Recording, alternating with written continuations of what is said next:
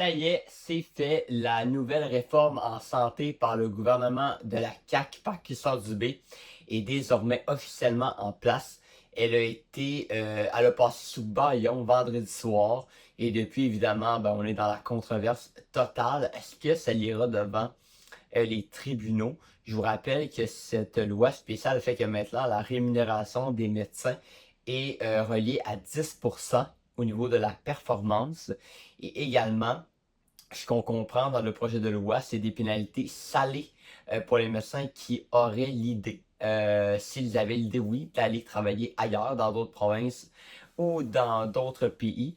Peu importe l'opinion qu'on a sur cette loi-là ou ce qui va se passer, moi j'ai hâte de voir les conséquences dans les prochaines semaines, prochains mois. Est-ce qu'il y aura des médecins qui vont quitter? Est-ce que le système de santé va être encore une fois ralenti? Il y aura encore des mécontentements. Surtout, est-ce qu'elle va passer devant les tribunaux? Est-ce qu'elle va être acceptée? Je pense qu'au niveau de la rémunération, qu'il y ait un jugement au niveau de la performance, c'est tel que tel. Et je pense que ça, les tribunaux vont l'accepter. À mon avis, ce qui ne passera pas, c'est vraiment les conséquences si on veut s'en aller ou se désaffilier. Je suis pas certain que ça va être accepté et que légalement c'est faisable. Dans l'unique sens qu'on est dans une société où on prend de la liberté, on peut aller où on veut. Euh, D'avoir des conséquences aussi graves, et c'est pas des petites amendes, là, c'est des amendes avec des montants astronomiques par jour. Si j'ai un avis, je pense pas que ça va passer. Et l'autre chose, c'est que cette loi-là ne pourrait durer qu'une seule année, bien que vous le rappelez.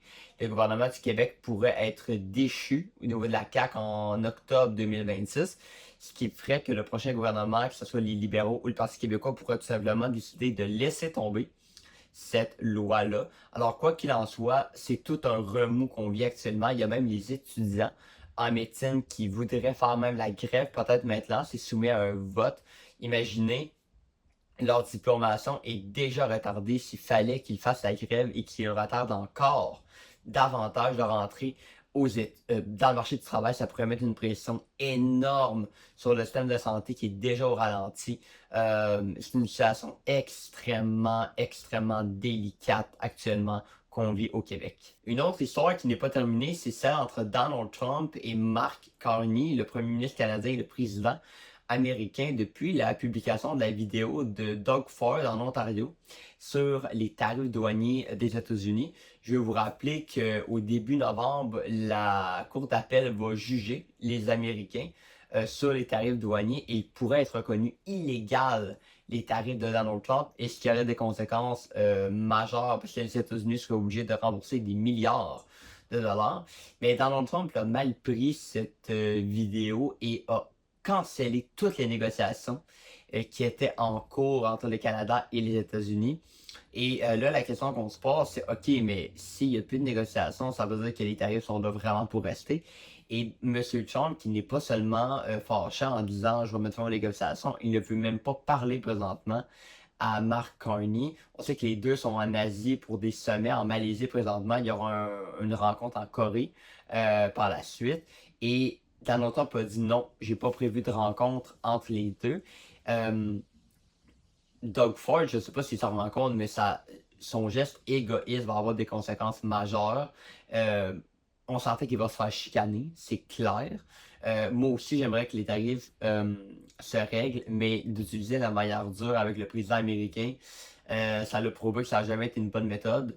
Et jusqu'à maintenant, Mark Carney avait quand même une bonne relation avec le président américain, à quel point cet événement-là va remettre en question. Et on sait également que pour ceux qui pensent qu'on mettrait Pierre Poilievre au pouvoir, puis ça serait mieux, pas du tout. Pierre Poilievre rentrerait probablement dans le même piège que Doug Ford en allant trop dur. C'est pas la bonne méthode avec Donald Trump.